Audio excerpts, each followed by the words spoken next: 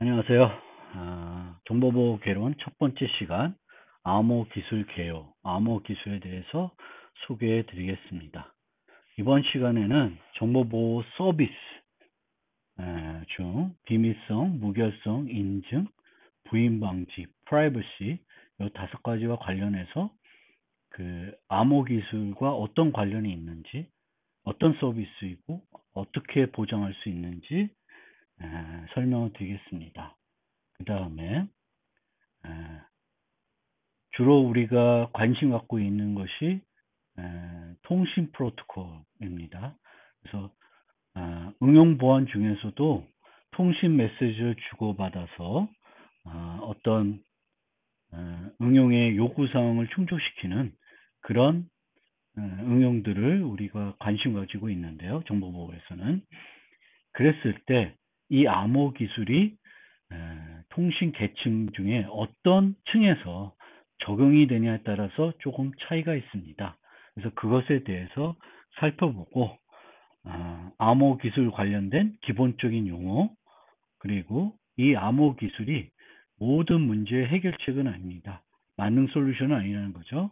그래서 이 암호 기술의 한계에 대해서도 살펴보고자 합니다. 정보보호 4대 서비스라고 하면 비밀성, 무결성, 인증, 가용성 이 네 가지를 이야기하고요. 이 중에 가용성을 제외한 나머지 세 개, 비밀성, 무결성, 인증은 주로 암호 기술을 사용해서 제공하고 있습니다.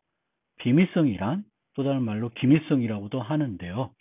인가된 개인, 단체, 장치, 프로세스만 데이터의 내용을 볼 수 있도록 해주는 서비스입니다. 그래서 이때 고려해야 될 것은 우리가 비밀로 유지하고 싶은 그 데이터의 중요도가 어떤 것인지, 또 중요도가 얼마인 것인지, 그리고 이 데이터의 비밀을 유지해야 되는 기간이 긴지 짧은지에 따라서 우리가 사용해야 되는 메커니즘, 보안 강도가 달라야 됩니다. 그 다음에 무결성은 비인가된 데이터의 변경을 발견할 수 있도록 해주는 서비스를 말합니다. 여기서 변경이라는 것은 데이터를 새로 추가하거나 없던 데이터를, 기존 데이터를 삭제하거나 기존 데이터의 내용을 변경하는 것을 말합니다. 비밀성은 무조건적으로 보장해야 되는 어떤 서비스인 반면에 무결성은 변경을 못하도록 막기는 어렵습니다. 이에 무결성 서비스라는 것은 변경을 막는 것이 아니라 변경이 있다는 사실을 발견할 수 있도록 해주는 서비스입니다. 우리가 데이터가 변경됐다는 걸 알면 그 데이터를 활용하지 않으면 됩니다. 또는 기존의 그 데이터를 복구해야 되는 등 그런 작업을 해야 되겠죠. 그런 측면에서 비밀성과 무결성은 차이가 있습니다. 그 다음 인증은 주장된 것을 검증하는 것입니다. 그래서 식별하고 어떤 확인하고 싶은 것을 식별한 다음에 그것이 맞는지 검증하는 그런 과정을 이 포함되어 있습니다.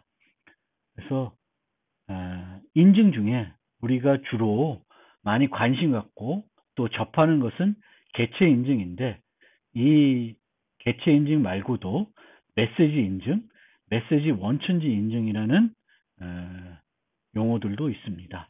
메시지 인증은 무결성과 같은 내용입니다. 그래서 이 메시지가 원래 송신된 내용과 변화가 없었는지를 확인하는 그런 것을 메시지 인증이라고 합니다. 따라서 무결성이 보장이 되면 우리가 메시지 인증을 할 수 있다고 얘기하고 있습니다. 메시지 원천지 인증은 메시지가 송신된 위치 또는 송신자를 검증하는 것입니다. 보통 정보 보안에서는 위치는 보통 중요하지 않습니다. 그 사람이 집에서 어떤 서비스를 받든지 회사에서 받든지 PC방에서 받든지 그것은 중요하지 않습니다. 보통 그 메시지를 보낸 사람이 김상진인지 아닌지가 더 중요합니다. 그런데 어떤 응용에서는 또 위치가 매우 중요할 수도 있습니다. 개체 인증은 보통 주장된 신원을 검증하는 것입니다. 주로 우리가 웹 서비스를 받을 때 내 계정을 내가 이 계정의 주인이다 라는 것을 증명하는 것, 또 은행에서 서비스를 받을 때 이 계좌의 주인이 나다 라는 것을 증명하는 것이 다 개체 인증이 되겠습니다.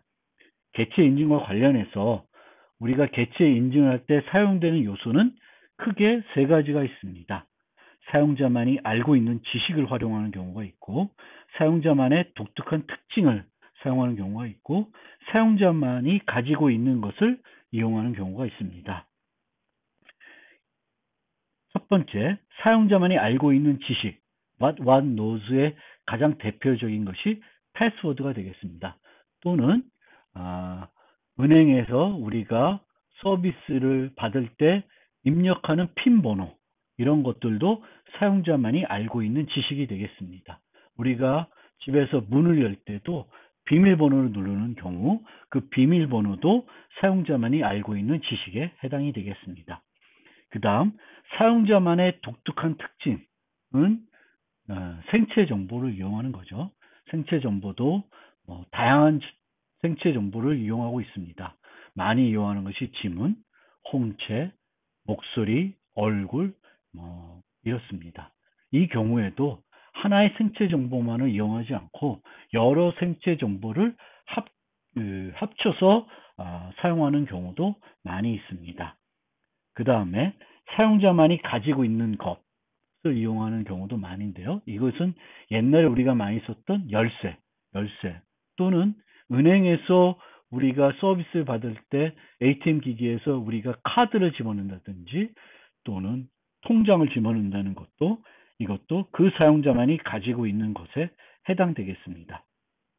보통은 좀 더 인증을 확실하기 위해서 보안 강도를 높이기 위해서 한 가지 요소만 사용하지 않고 여러 가지 요 세 가지 중에 몇 가지를 조합해서 사용하는 방법을 많이 사용합니다. 특히 예전에는 두 가지 방식을 많이 조합해서 사용했는데요. 그래서 그런 경우에 우리가 투 팩터 인증이라고 합니다. 대표적으로 은행에서 우리가 돈을 인출할 때 보통 카드를 집어넣고 핀 번호를 누르게 됩니다. 그래서 이 경우에는 사용자만이 알고 있는 지식과 사용자만이 가지고 있는 두 가지 요소를 조합해서 사용자를 인증하는 방법이기 때문에 투 팩터 인증에 해당이 됩니다. 그 다음에 세 가지 3대 정보보호 서비스에 포함되진 않지만 암호 기술을 이용해서 많이 제공하는 서비스 중에 하나가 부인 방지입니다. 부인 방지라는 건 개체가 지난 행위나 약속한 것을 부인하지 못하도록 하는 서비스입니다. 다양한 것들에 대한 부인 방지 서비스를 제공할 수 있는데요. 통신 프로토콜에서 통신 메시지를 주고받을 때 나타나는 부인 방지에는 크게 네 종류가 있습니다. 작게는 원래는 송신 부인 방지, 수신 부인 방지가 있겠죠. 이거는 송신 부인 방지는 내가 메시지를 보내놓고 난 보낸 적이 없다 라고 부인하는 경우 이것을 못하게 하는 것이 송신 부인 방지가 되겠고요. 수신 부인 방지는 내가 어떤 메시지를 받았는데 난 그런 메시지를 받은 적이 없다 라고 부인할 경우를 막는 그런 서비스가 수신 부인 방지입니다. 그런데 우리가 인터넷 서비스 또는 어떤 통신 프로토콜을 만들 때 이해 당사자 간에 직접적으로 메시지를 교환하지 않고 중간에 중재자를 이용하는 경우가 있습니다. 이럴 경우에는 송신 부인 방지 말고 송신과 수신 부인 방지 말고 전달 부인 방지와 제출 부인 방지가 추가적으로 필요할 수 있습니다. 전달 부인 방지는 제출 부인 방지부터 설명드리겠습니다. 제출 부인 방지는 메시지 전달 기관이 부인하는 것으로서 송신자가 메시지를 제출했다는 사실을 메시지 전달 기관이 부인하는 것을 못하게 하는 요소이고요. 전달 부인 방지는 메시지 전달 기관이 수신자한테 전달했음에도 불구하고 수신자가 나중에 부인하지 못하도록 하는 요소가 되겠습니다. 다시 한번 그림을 통해서 설명드리겠습니다. 그 NRO와 NRR은 양자간 통신할 때 필요한 요소이고요. NRS와 NRD는 중개자를 이용해서 데이터를 전송했을 때 필요한 요소입니다. 그리고 중개자 때문에 발생되는 요소가 되겠습니다.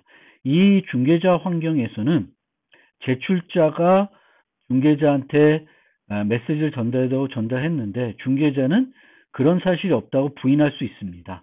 그래서 이 경우를 막아주는 게 NRS고요. 중개자는 제출한테 받아서 수신자한테 줬음에도 불구하고 수신자가 나중에 부인할 수 있습니다. 그래서 중개자는 자기가 이와 관련돼서 책임을 지지 않도록 NRD라는 걸 만들어서 제출자한테 줄 수가 있게 되겠습니다. 그러면 제출자는 중개자가 자기가 제출된 데이터를 수신자한테 줬다는 것을 신뢰할 수 있게 됩니다. 즉, 이 그림에서 말씀드렸듯이 우리가 이런 통신에서의 부인 방지 서비스를 제공하기 위해서는 그 행위를 한 사용자가 그 행위의 결과, 약간 NRD는 좀 다른데요. 대부분의 경우에는 그 행위를 한 사용자가 그 상대방한테 그것을 부인할 수 없게끔 하는 어떤 토큰을 만들어서 제공을 해줘야 됩니다. 예를 들면 송신 부인 방지를 제공하기 위해서는 송신자가 메시지를 제공하고 그 NRO와 관련된 토큰을 만들어서 수신자한테 줘야 됩니다. 수신자는 이 NRO 토큰이 있을 경우에 나중에 송신자가 나는 그런 데이터를 송신한 적이 없다. 그럼 이 그 NRO 관련 토큰을 제시하면 송신자는 부인할 수 없게 됩니다. 따라서 수신자는 어떤 메시지를 받고 이 부인 방지 서비스가 제공되는 환경에서는 NRO까지 받지 않으면은 서비스를 처리하면 안 되게 되겠습니다. 이 경우에도 마찬가지로 이 NRS와 NRD는 다 중개자가 만드는 토큰입니다. 그래서 중개자는 제출자한테 메시지를 받으면은 NRS 토큰을 제공해 주고요. 중개자가 수신자한테 메시지를 보낸 다음에는 제출자한테 NRD를 만들어서 주게 됩니다. 그러면 제출자는 자기가 제출한 것들이 중개자가 받았다는 것을 확신할 수 있고 또 이 중개자는 수신자한테 보냈다는 것도 확인할 수 있게 되겠습니다. 그 다음 오늘날은 앞에서 살펴봤던 4가지 서비스 외에 프라이버시가 매우 중요한 서비스가 되고 있습니다. 그래서 정보와 부작용 중 오늘날 큰 이슈가 되고 있는 것이 프라이버시이고요. 개인은 자신과 연관되는 정보가 수집되고 저장되는 것을 직접 제어하거나 영향을 줄 수 있어야 된다고 합니다. 이와 관련해서 이제 법률로 많이 제정이 되어져 있죠. 프라이버시는 상당히 광범위한 의미를 지니고 있고요. 정보부에서 관심을 가지고 있는 것은 개인정보 노출을 포함하여 컴퓨팅 서비스를 사용하는 과정에서 침해되는 프라이버시를 보호하는 것입니다. 그래서 많은 경우에는 이 프라이버시와 관련해서 사용자의 익명성을 보장하는 것과 프라이버시를 보장하는 것이 동일시되는 경우도 많이 있습니다. 그리고 프라이버시와 관련해서 늘 나오는 어떤 용어, 이야기 중에 하나가 빅 브라더입니다. 이 빅 브라더라고 하는 것은 아주 유명한 소설이죠. 조지 오웰의 1984년이라는 소설이 있습니다. 오래전에 1984년이라는 미래, 지금 보면 한참 과거인데요. 어쨌든 조지 오웰이 썼을 당시에 1984년은 먼 미래였고 그 미래에는 어떤 독재자가 등장하는데 이 독재자는 모든 국민의 일거수일투족을 감시할 수 있다라는 거죠. 그래서 여기서 나온 구호가 Big Brother is watching you. 이 Big Brother는 아마 독재자일 거고요. 그래서 우리들은 프라이버시 관련해서 빅 브라더가 만들어지면 안 된다.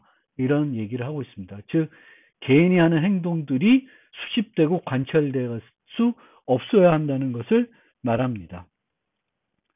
프라이버시는 크게 세 종류로 우리가 구분할 수 있는데 내용 프라이버시, 행동 프라이버시, 위치 프라이버시 세 종류로 이렇게 구분해서 살펴볼 수가 있습니다. 유튜브 서비스와 관련해서 이 프라이버시들의 차이점을 좀 설명드리면은 사용자가 유튜브 서비스를 이용하고 있는데 어떤 동영상을 보고 있는지 숨기고 싶은 경우 이것을 숨겨줄 경우에는 내용 프라이버시가 보장된다고 할 수 있습니다. 보통 내용 프라이버시는 비밀성 서비스를 통해 제공할 수가 있습니다. 즉 내가 유튜브에 접속해서 스트리밍을 받을 때 그 스트리밍을 암호화해서 교환한다. 그러면은 제3자들은 김상진이 어떤 영상들을 보고 있는지 알 수 없겠죠. 그러면 프라이버시가 제공된다고 합니다.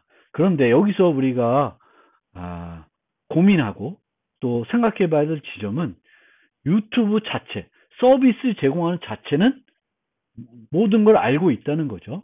그래서 그러면 우리는 궁극적인 프라이버시에서는 서비스 제공자도 서비스를 받는 사람이 어떤 영상들을 보는지 모르게 할 수 있으면 좋겠다.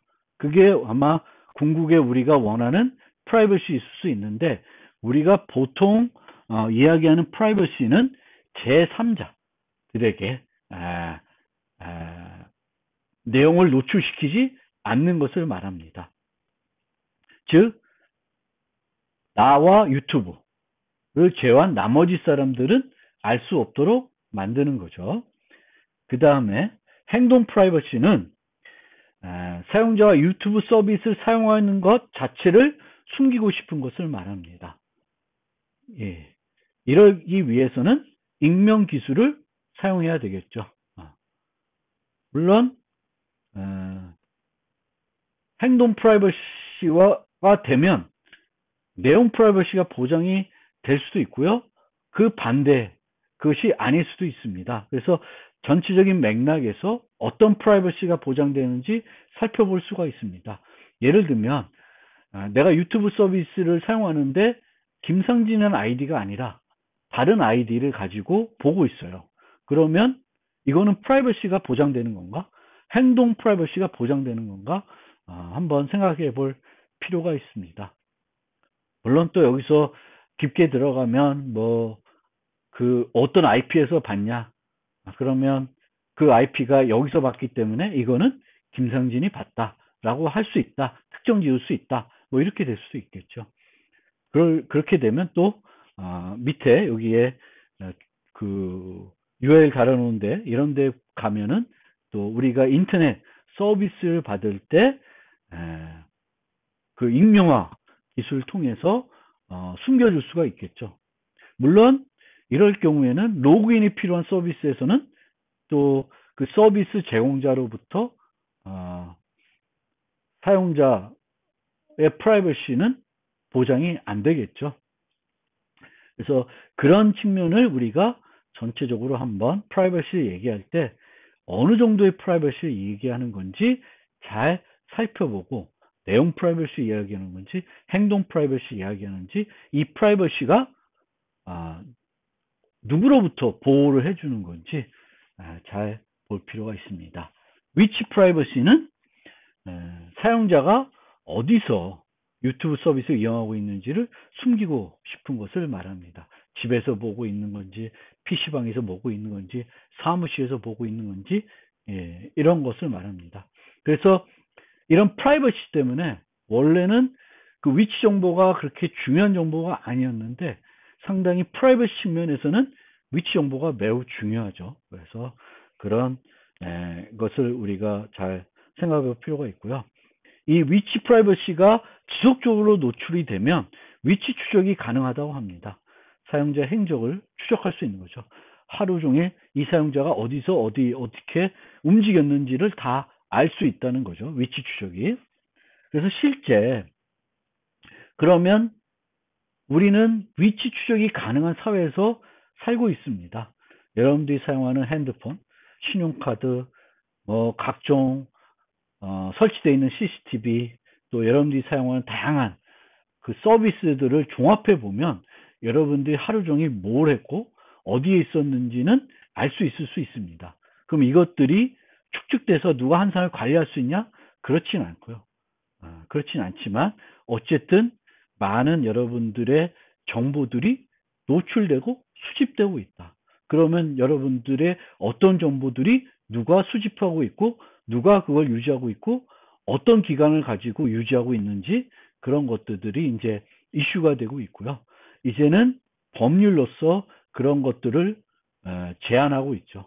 오랫동안 유지 못하게 한다든지 아니면 여러분들이 정보를 제공할 때 나는 그거에 동의한다, 약속한다 하에 이제 제공을 하게 되겠죠. 그런데 이 제공이라는 측면에서도 내가 제공하기 싫으면 제공을 안 할 수 있겠지만 제공을 안 하게 되면 내가 누릴 수 있는 혜택이라든지 서비스가 제한이 될 수밖에 없습니다. 그래서 그런 측면에서 많은 고민이 있을 수밖에 없고요. 예를 들면 우리가 구글에서 검색을 할 때 그 검색 결과들은 늘 그 구글이 축적하고 있습니다. 그래서 사용자가 어떤 검색을 했고 검색했을 때 그 나온 결과 중에 어떤 걸 주로 클릭했는지 그런 것들을 보면서 검색의 결과들을 향상시키고 있죠. 근데 그걸 통해서 김상진은 뭐에 관심을 갖고 있고 어떤 정보에 관심을 갖고 있는지를 다 구글이 알고 있겠죠. 그래서 그런 것들이 이제 상당히 프라이버시 면에서 많은 문제가 되는 요소라고 하겠습니다. 그리고 이 프라이버시와 관련해서 또 우리가 조금 놓칠 수 있는 부분이 있는데요. 그 부분이 뭐냐면은 이제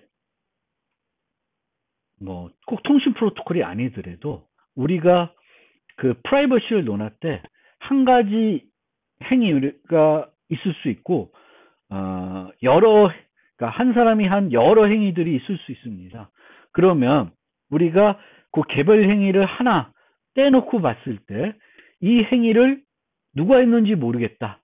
그러면 이거는 불관찰성이 제공된다고 말합니다. 그러면 좀 더 쉽게 생각을 해서 통신 메시지 갖고 얘기를 해보죠. 요 불관찰성과 불연결성에 관련해서. 그러면 불관찰성이란 하나의 메시지를 봤을 때 이것의 송신자와 수신자가 누구인지 알 수 없다. 그러면 이 메시지에 대해서는 프라이버시 측면에서 불관찰성이 제공됐다고 얘기합니다. 그런데 여러 개가 메시지가 있는데 여러 메시지들이 다 불관찰성이 제공됐어요. 누가 했는지 몰라요. 누가 했는지 모르지만 연결이 돼서 다 동일 사람이 했다라고 알 수 있습니다. 그러면 불연결성은 제공이 안 된다고 합니다. 그런데 우리가 강한 프라이버시가 제공되기 위해서는 불연결성까지 제공이 돼야 된다고 얘기하고 있습니다. 그 이유는 불관찰성이 깨졌을 때 특정한 하나의 메시지에 대한 불관찰성이 깨졌을 때 그것의 파급 효과를 최소화하기 위한 요소가 되겠죠. 간단히 예를 들면 우리가 어느 사이트에 댓글을 단다. 그래서 댓글을 다는데 가명으로 댓글을 단다. 그래서 홍길동이라는 이름으로 댓글을 단다. 근데 홍길동은 나만 할 수 있어요.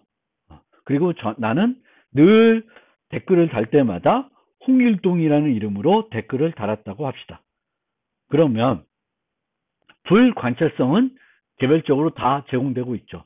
누가 했는지 모르니까. 하지만 어느 순간 우연하게 또는 어떤 문제가 생겨서 홍길동이 김상진이라는 걸 알게 되면은 특정한 메시지를 누가 썼는지 알 뿐만 아니라 홍길동이라는 가명으로 써진 모든 메시지가 김상진이 썼다는 것이 알려지게 됩니다. 그래서 그런 경우에는 강한 프라이버시를 제공한다고 얘기하지 못합니다. 그래서 우리가 프라이버시를 논할 때 이 또 프라이버시가 약한 프라이버시만 제공되는 건지 강한 프라이버시가 제공되는 건지 구분해서 살펴볼 필요가 있습니다.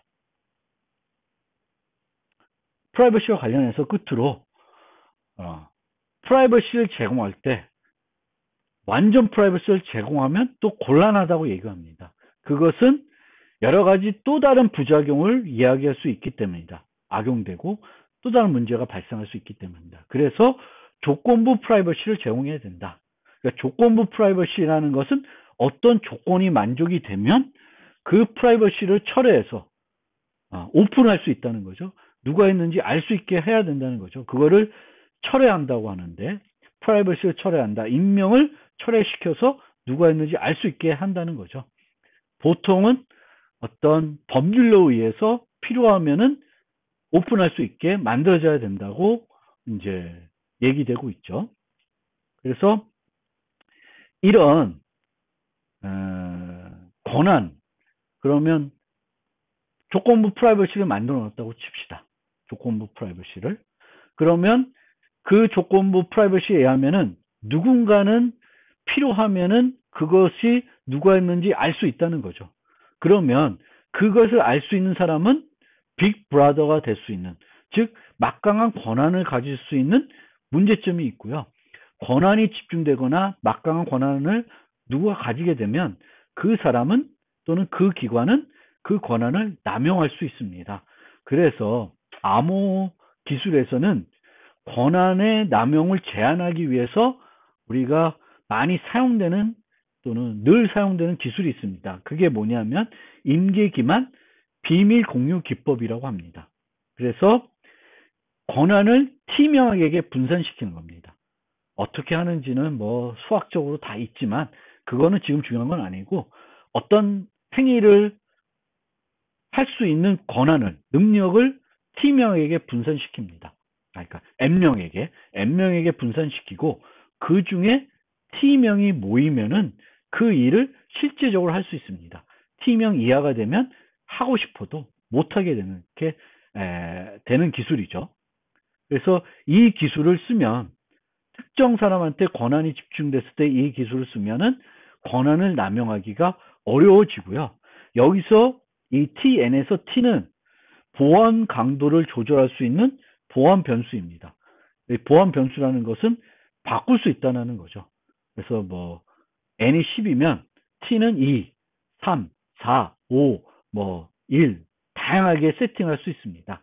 그럼 T가 높으면 높아질수록 보안 강도는 높아진다고 생각할 수 있습니다. 그런데 보통 이런 TN, 임계 기반 비밀 공유 기법을 쓸 때 NN 방식은 안 씁니다. NN 방식을 쓰게 되면 무슨 문제가 있냐면은 꼭 해야 될 때 못할 수가 있습니다. 그래서 뭐 33 이러면 3명 중 1명이 죽어도 거부하면 어떻게든 거부하면은 할 수 없게 되는 문제가 생깁니다. 꼭 해야 될 때. 그래서 우리가 TN을 쓰더라도 이 T는 N보다는 늘 작게 설정을 하게 되겠습니다. 보통 실제로 어떻게 실제 구현되는지 정확히는 모르겠지만 보통 뭐 핵 미사일 발사 이런 경우에 뭐 영화에도 가끔 나오지만 그 열쇠를 같이 몇 명이서 같이 돌리지 않는 이상 함장이 그 핵 미사일 탑재한 잠수함에서 발사를 못하게 하는 거죠. 왜냐하면 그 사람이 마음대로 언제든지 잘못해서 돌릴 수도 있을 거고요. 그런데 3-3이 되면 꼭 발사를 할 때 한 명이라도 거부하게 되면 못하게 되는 문제도 있긴 합니다. 물론 핵미사일 같은 경우에는 3-3을 해도 문제는 없었다고 생각할 수도 있겠습니다. 그러면 잠깐 프라이버시와 관련된 내용을 요약을 해보겠습니다. 그러면 프라이버시는 여러 종류의 프라이버시가 있다. 그래서 우리가 프라이버시와 관련된 논할 때 어떤 프라이버시 논하는지 좀 살펴볼 필요가 있다. 이게 내용인지 행동인지 위치인지. 그리고 프라이버시를 논할 때 누구에 대해서 이 정보를 공개가 안 되는지도 그 문맥에서 잘 살펴봐야 됩니다. 보통은 제3자에게 보호하는 것을 많이 말합니다. 즉 서비스를 제공하는 유튜브는 다 알고 그런 거죠. 그래서 그렇게 프라이버시를 누구한테 보호하는 건지 알아야 될 거고요. 프라이버시를 얘기할 때 두 가지 요소가 있으니까 불관찰성, 불연결성이라는 개념을 잘 또 이해하시고 불연결성까지 제공돼야 우리는 강한 프라이버시가 제공된다고 얘기합니다. 그리고 강한 프라이버시가 제공이 되더라도 완전한 프라이버시가 제공이 되면 안 됩니다. 그거는 악용할 수 있기 때문에. 그래서 조건부 프라이버시 형태로 프라이버시는 제공이 돼야 되겠고, 이 조건부 프라이버시라는 것은 필요하면 법률로서 그것을 철회해서 어떤 범죄에 악용되거나 문제가 있을 때는 누가 했는지 알 수 있도록 해야 된다는 것이 있습니다. 그래서 그런 요소들이 프라이버시에 관련돼 있고, 그런 것들을 우리가 암호 기술 써서 어떻게 제공할 수 있는지 많은 연구들이 진행이 되고 있습니다. 그 다음 통신 계층과 암호 기술. 암호 기술이 이제 여러 층에서 적용이 될 수 있죠. 통신 계층은 주로 뭐 OSI 7 레이어 등, 뭐 TCP/IP 레이어 등 여러 계층으로 나눠져 있는데요. 이 계층을 다 우리가 살펴볼 필요는 없고 크게 두 가지로 나눌 수가 있습니다.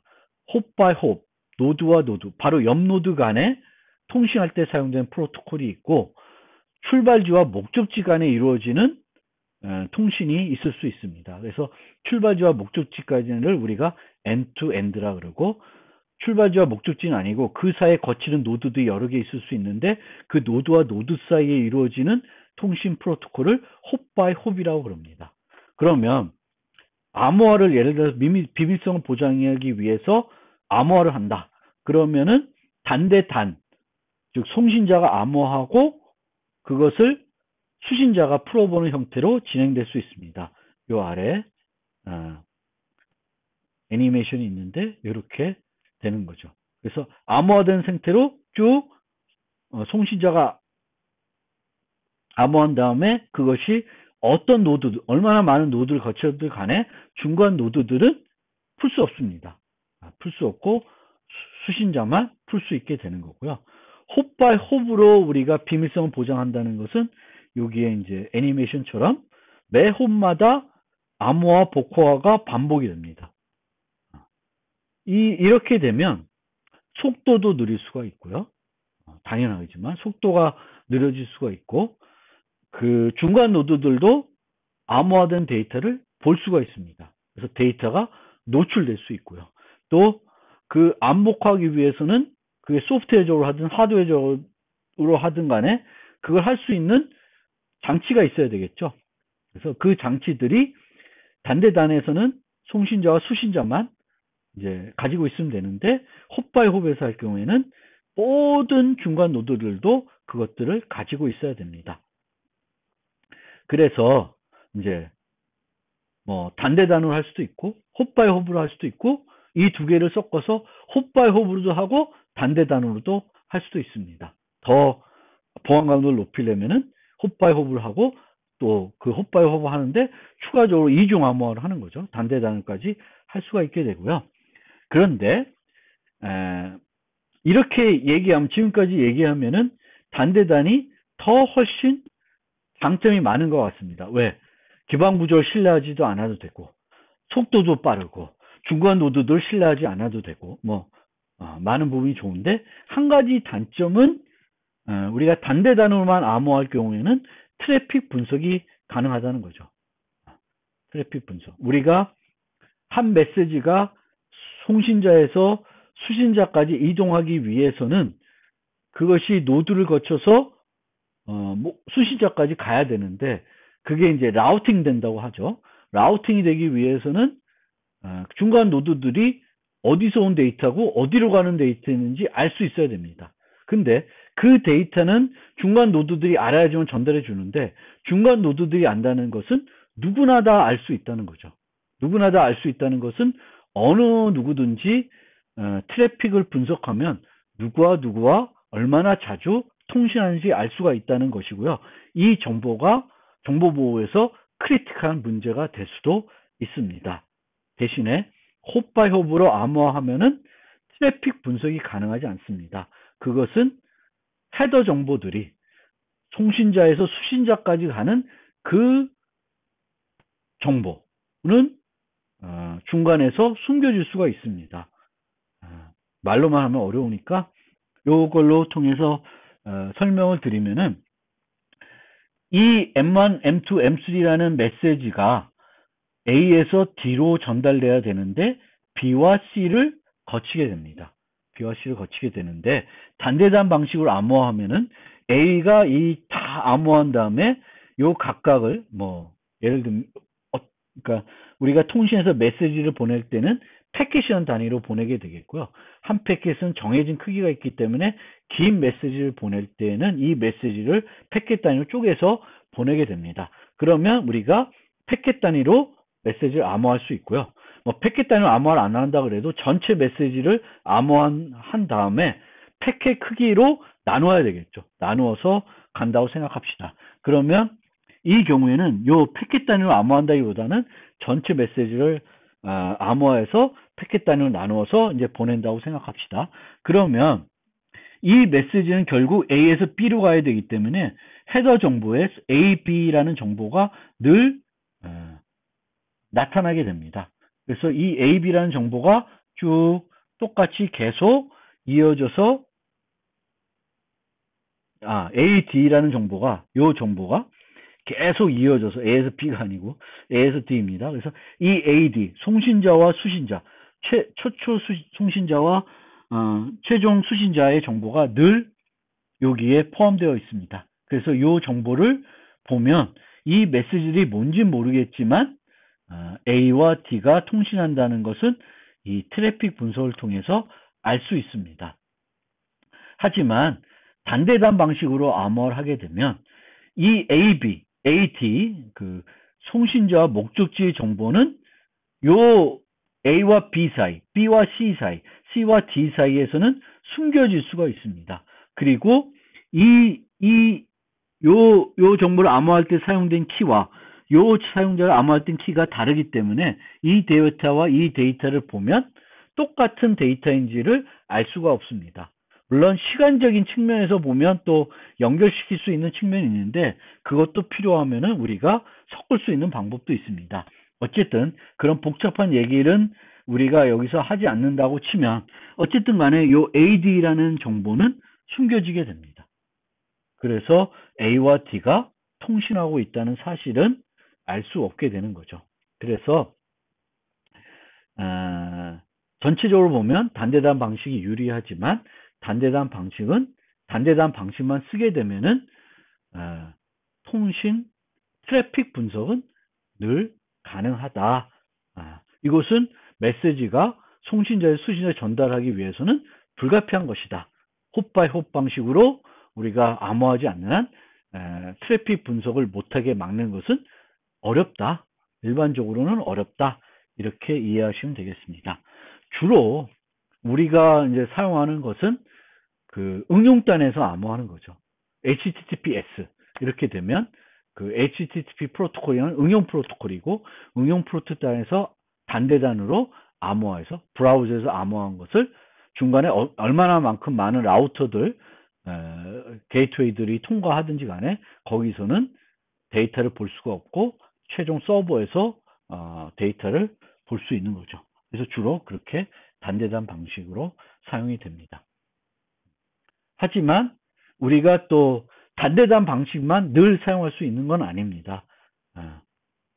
애드옥 네트워크라는 그런 네트워크에서는 불가피하게 프로토콜, 네트워크의 특징 때문에 무조건적으로 홉바이홉 통신만 할 수가 있고요. 이렇게 될 경우에는 단대단 암호 자체가 아예 힘듭니다. 그래서 그런 측면도 있습니다. 애독 네트워크라는 것은 노드들이 이동 가능한 노드들이 무선 통신을 하는 노드들이 자율적으로 구성하는 네트워크를 애독 네트워크라고 합니다. 보통 재난 같은 것이 발생을 해서 통신 인프라가 없는 상태에서 빠르게 통신을 구축해서 통신하고 싶을 때 사용하는 것이 애독 네트워크입니다. 물론 군대 같은 데서도 군사 작전을 할 때 기존 기반 구조를 사용하지 않고 노드와 노드, 여기서 노드와 노드는 뭐 군인과 군인일 수도 있고 뭐 장갑차 장갑차, 비행기 비행기 이렇게 있을 수 있는데 그들 간의 통신을 통해서 좀 더 긴 거리에 있는 노드들까지 통신하는 방법이 되겠습니다. 이 수업은 애독 네트워크를 소개하는 수업은 아니기 때문에 여기까지만 설명드리고 통신 계층 얘기가 나와서 단대단 또 홉바이홉 통신이 있는데 환경에 따라서는 홉바이홉 통신을 할 수밖에 없는 그런 네트워크 환경들도 있다라는 것을 좀 알아두시고 이해를 해주시면 좋겠습니다. 끝으로 암호 기술과 관련된 용어들을 설명드리겠습니다. 이 암호 기술은 그 역사가 되게 오래됐다고 볼 수 있습니다. 그리고 아주 오래전 고대 그리스 로마 시대부터 암호화 복화화 기술이 사용이 됐다고 볼 수가 있고요. 그때에 관심을 가졌던 암호 기술은 정보보호 기술은 주로 비밀성에 있었습니다. 즉 내가 어떤 메시지를 누구한테 전달하는데 중간에 있는 사람들은 그 내용을 보더라도 알 수 없도록 하는 거죠. 거기서 주로 그런 비밀성 위주의 정보 기술이 많이 과거에는 이제 주로 1차 세계대전까지만 하더라도 2차 세계대전까지 넓게 보기에는 그때까지만 해도 주로 정보보호에서 우리가 관심을 가졌던 서비스는 비밀성이다. 비밀성에서 이제 주로 나오는 용어는 뭐냐면은 평문과 암호문이 되겠습니다. 그래서 평문은 우리가 이렇게 눈으로 보면 또는 뭐 소프트웨어를 이용해서 보면 이 데이터가 무슨 데이터인지 알 수 있는 것입니다. 그래서 그거를 우리가 평문이라고 그러고요. 이 평문을 우리가 이제 암호화해서 암호문을 만들게 되는데 이 암호문은 복호하지 않는 이상 이 암호문의 내용이 뭔지는 알 수가 없습니다. 그래서 우리가 평문을 암호문으로 바꾸는 그 과정을 암호화라고 하고요. 이 암호화에서는 현대에서는 늘 암호키가 들어가게 되겠습니다. 그리고 이 암호문을 다시 평문으로 바꾸는 과정을 복호화라 그러고 이 복호화에서도 암호화 키가 들어가게 됩니다. 좀 앞서서 미리 좀 설명드리면은 암호화할 때 사용하는 키와 복호화할 때 사용하는 키가 같은 경우가 있고 다른 키를 사용하는 경우가 있습니다. 같은 키를 사용할 때 우리가 대칭 암호 알고리즘이라고 그러고 다른 키를 쓸 때를 비대칭 또는 더 여러분들이 많이 접했을 용어로는 공기키 암호 알고리즘이라고 합니다. 그리고 이렇게 공격자가 존재하는 상황에서 서비스가 안전하게 이루어지도록 그것을 그것을 하도록 해주는 기술을 우리가 암호 기술이라고 하고요. 암호 기술 분석해서 그것의 문제점을 발견하는 기술을 암호 해독 기술이라고 합니다. 우리가 해커들을 암호 해독 기술자라고 하지는 않습니다. 암호 해독자라고 하지는 않습니다. 그래서 보통 저 같은 이제 암호 기술을 대학원에서 연구를 해서 석사, 박사학위 받은 사람들은 많은 경우에는 주로 암호 기술 위주로 공부를 하게 되겠습니다. 그런데 그들 중에 일부는 암호 해독 기술을 연구하는 경우도 많이 있습니다. 그래서 암호 해독 기술이 암호 기술보다는 좀 더 어려운 기술이다, 이렇게 생각해 볼 수가 있습니다. 그리고 암호 기술과 암호 해독 기술을 합쳐서 이걸 다 합쳐서 암호학이라고 얘기합니다. 그래서 저는 암호학자라고 얘기하기는 좀 어렵고 암호 기술을 연구했던 그런 사람이다, 이렇게 여러분들한테 설명드릴 수 있을 것 같습니다. 주로 컴퓨터 공학을 연구한 사람들은 암호 기술 쪽으로 많이 이제 공부를 하고요. 암호 기술과 관련해서는 수학 또 theory를 또 많이 하신 분들은 암호 해독 기술도 같이 연구를 하는 경우도 많이 있습니다. 그래서 암호 해독 기술이 좀 더 어려운 기술이다, 이렇게 좀 이해하고 진행을 하면 되겠고요.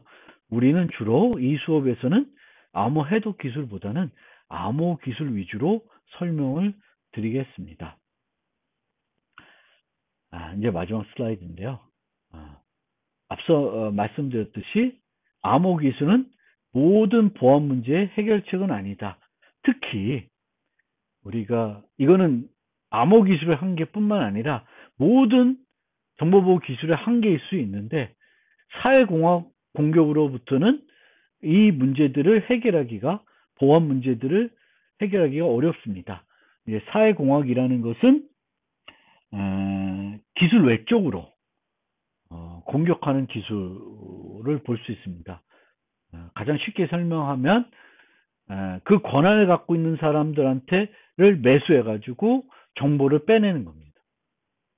관리자한테 돈을 줘서 그 관리자가 갖고 있는 어떤 능력을 얻다든지 관리자만 가질 수 있는 정보를 얻어내는 정보죠. 그래서 암호화되어 있던 정보를 누가 가지고 와서 해독해 가지고 정보를 얻는 그런 것은 우리가 사회공학이라고 하지 않고요. 사회공학은 이렇게 다른 방법을 쓰는 거죠. 저한테 강도가 와서 내 키를 달라. 그래서 제가 내 생명의 위협을 느껴서 칼을 줬는 게 아니라 키를 줬습니다. 내 그 키를 주게 되면 이것은 암호 해독하는 게 아니라 사회공학적인 방법을 통해서 정보를 얻어낸 거죠. 이런 사회공학은 어떤 좋은 암호 기술 써도 막을 수 없는 기술이 되겠습니다. 그 다음에 이 암호 기술은 제대로 구현하고 올바르게 사용하지 않으면 아무런 효과가 없습니다. 데이터를 암호화했다고 해서 다 100% 안전하다, 이렇게 얘기하기 힘듭니다. 특히 우리가 이렇게 그 매스컴을 통해서 뭐 은행에 문제가 생겼다, 뭐 어디에 문제가 생겼다 하는 것은 이런 사용된 암호 기술에 어떤 문제가 생겨서 발생된 문제라기보다는 그 암호를 기술을 이용해서 구현한 소프트웨어에 어떤 문제가 생겨서 발생된 문제이거나 또는 사회공학과 관련된 문제일 수가 있습니다. 이렇기 때문에 비전문가가 직접 설계하여 사용할 수 있는 기술은 아닙니다. 이것 때문에 이제 문제가 되는 거죠. 표준 기술을 사용해야 하며 전문가에 의해서 설계된 것도 허점이 많을 수 있으니까 이런 면에서 주의해야 되겠고, 여러분들이 어떤 프로토콜을 설계해서 쓴다, 이건 상당히 어려운 것이고요. 암호 알고리즘을 사용할 경우에도 알고리즘 자체를 여러분들이 직접 구현하겠다, 이거는 잘못된 생각이고요. 알고리즘을 사용하고 싶으면은 잘 알려진 전문 기관이 만든 그런 라이브러리를 가져다가 사용을 해야지만 안전할 수가 있습니다. 그래서 이것을 잘 생각을 하고 암호 기술을 혹시 활용하실 일이 있을 때는 요 한계들을 잘 이해하고 사용하시길 바랍니다. 이것으로 첫 번째 암호 기술 개요에 대한 설명을 마치겠습니다.